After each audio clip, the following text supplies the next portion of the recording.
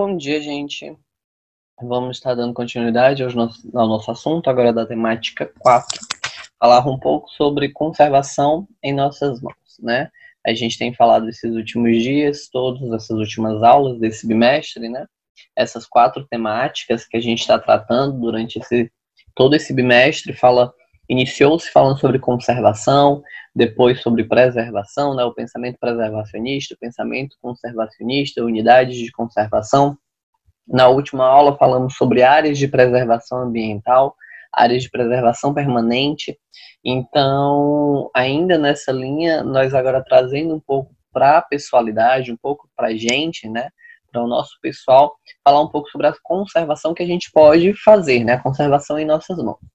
Não é apenas por meio de medidas governamentais que é possível proteger a natureza.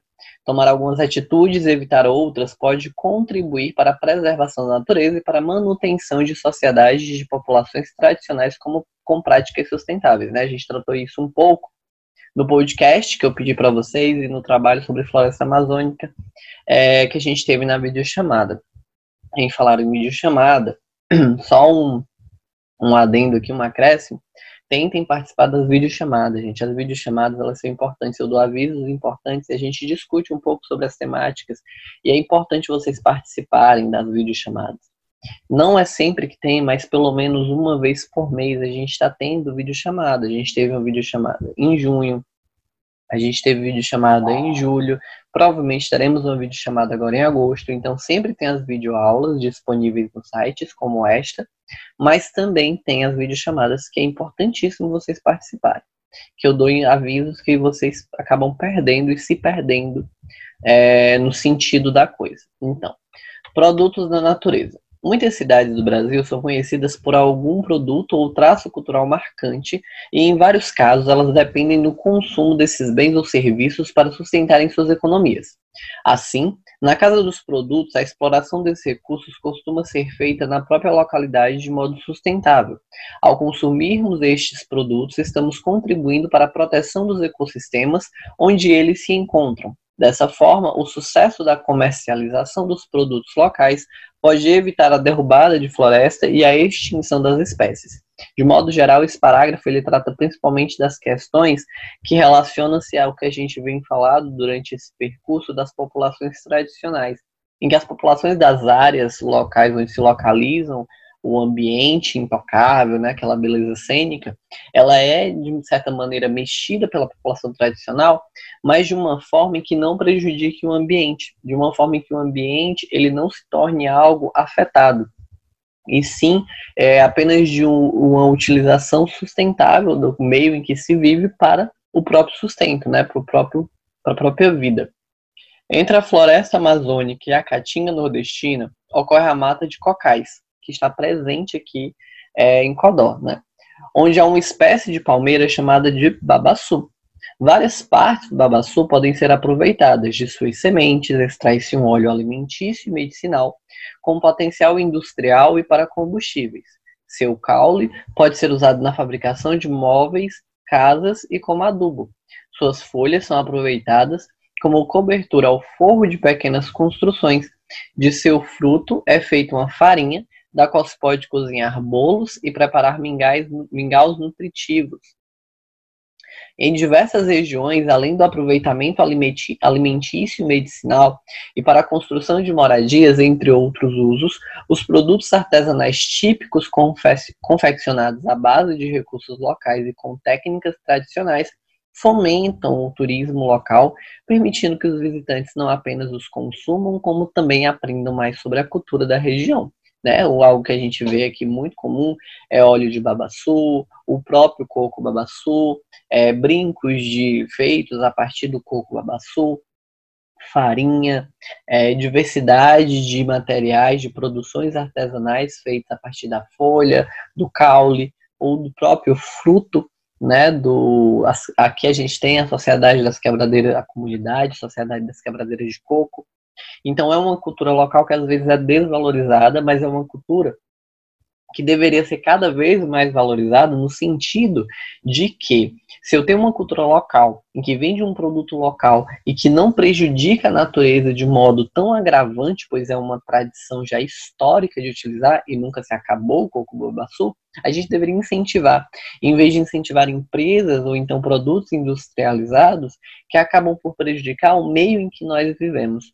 E isso deve ser evitado e continuar e tentar reforçar a ideia dos produtos locais, naturais e artesanais. O que evitar? Enquanto o consumo de alguns produtos locais pode incentivar uma economia sustentável de conservação, é preciso tomar cuidado para não estimular a exploração predatória de outros recursos. Algumas flores ornamentais, como orquídeas e bromélias, podem ser extraídas da floresta de forma ilegal. Por isso, evite comprá-las de vendedores desconhecidos. O melhor é adquirir plantas comercializadas por produtores legalizados em floriculturas ou supermercados. Xaxins usados no cultivo de algumas plantas são feitos de troncos de samambaiaçus imperiais, que o seu nome científico é Dicksonia sellowiana, uma espécie em extinção cuja extração é ilegal.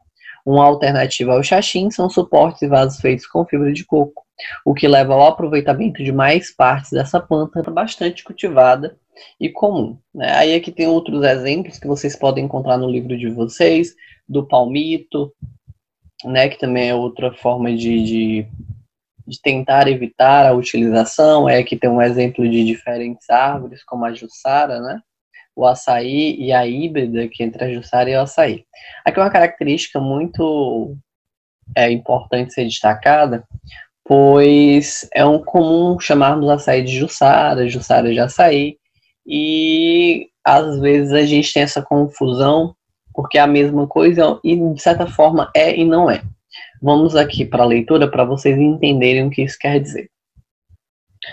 Visando a conservação da palmeira jussara, foi desenvolvido um híbrido de Euterpe edulus com Euterpe oleracea, o açaí da Amazônia. Então a gente tem uma árvore característica da região do Maranhão, que é a palmeira jussara, e a gente tem uma árvore característica da região Amazônia, que é o açaí da Amazônia.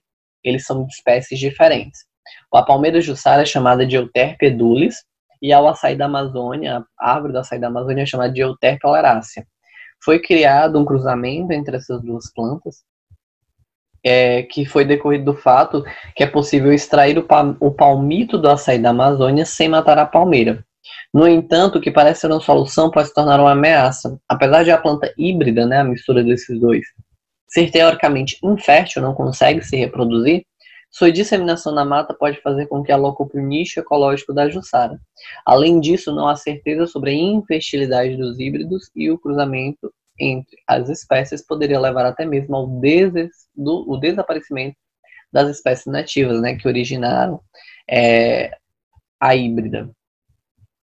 Só uma característica em destaque que leva a gente pensar um pouco sobre essas características que se relacionam no decorrer das histórias, jussara, açaí. Ecoturismo. Eco, vem de natureza, vem de ambiente. Turismo, de turismo mesmo, de visitas. Então, ecoturismo, turismo na natureza. O propósito inicial dos parques de proteger paisagens de grande beleza cênica para que pudessem ser usufruídas de forma recreativa e turística é muito aproveitado em atividades de ecoturismo, um ramo do turismo que mira diretamente o ambiente selvagem e a beleza cênica das paisagens nativas. Nesse estilo de turismo, apreciadores de trilhas e belos cenários naturais podem visitar alguns tipos de unidades de conservação e, com a ajuda de guias locais, caminhar com segurança por trilhas de diferentes intensidades. Aí esse tópico fala um pouco sobre o ecoturismo e a importância econômica dele para a sociedade. Mas daí, desse ecoturismo, surge o termo cultivo sustentável, que são alguns termos que se relacionam entre si para sustentabilidade, como a agrofloresta, a gente tem também a permacultura. Mas o que é a agrofloresta? A agrofloresta é a também conhecida, o sistema agroflorestal ou agrosilvicultura, é uma maneira de produção que gera menos impacto negativo. Esse tipo de sistema permite maior diversidade de cultivos, além de abrir espaço para espécies nativas ou ameaçadas. Proporciona também melhor uso dos recursos hídricos e nutrientes. A diversidade das agroflorestas também contribui para a presença de insetos polinizadores e para o controle de ervas daninhas, necessitando, portanto, de menor uso de agrotóxicos ou de outros herbicidas, fazendo com que se chame a agrofloresta, né? Uma floresta de maneira sustentável.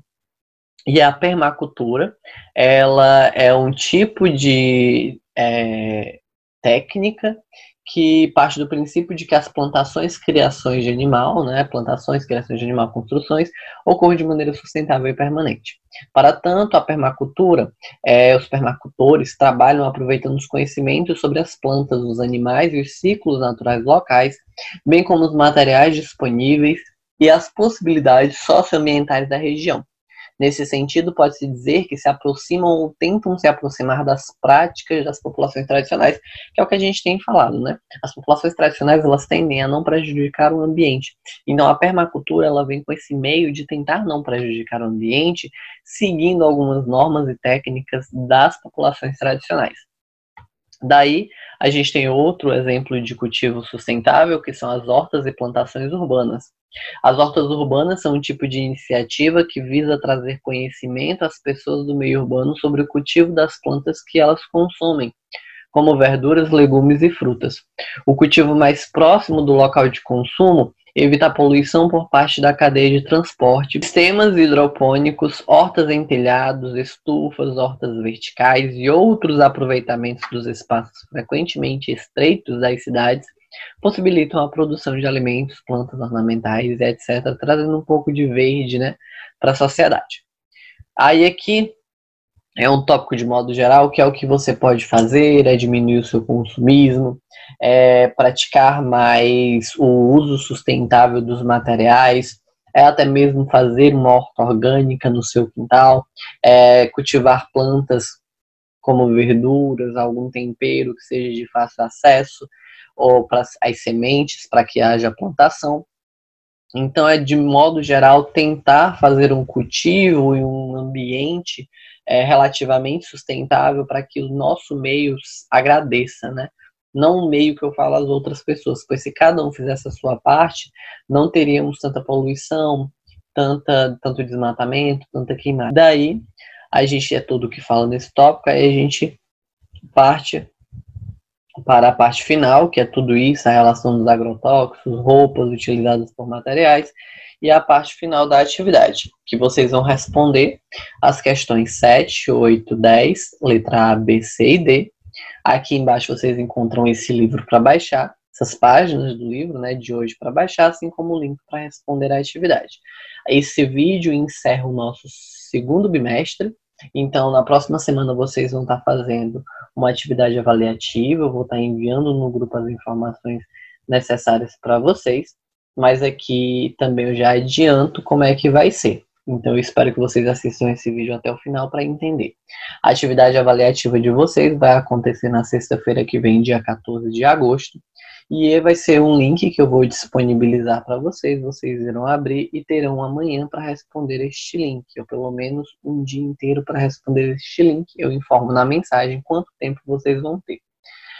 Lá vão ter algumas questões relacionadas ao tema total do que a gente vem trabalhando até então. Vocês respondem e lá mesmo vocês me enviam e eu recebo, assim como os links das atividades. Eu vou deixar o link da prova também no site, certo? Estudem, revisem, qualquer coisa me mandem mensagem, eu estou disponível para vocês sempre que precisarem. Então é isso, obrigado a todos por esse bimestre que a gente estava. Eu espero que o bimestre que vem seja diferente, considerando que esse vocês participaram pouquíssimo, menos da metade da turma participou completamente de todas as atividades. Espero que o próximo bimestre vocês possam ser um pouco mais interativos, estejam um pouco mais presentes nas aulas e façam mais as atividades que marcam como presença, certo? Então, tchau para vocês, até a próxima aula e o próximo bimestre.